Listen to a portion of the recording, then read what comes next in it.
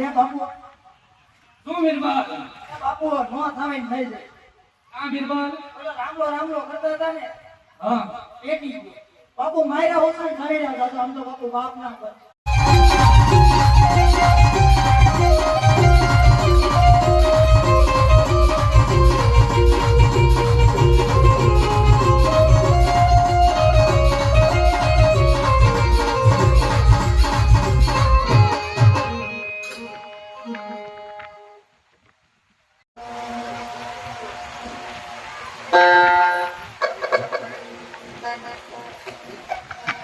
અરે બાદશાહ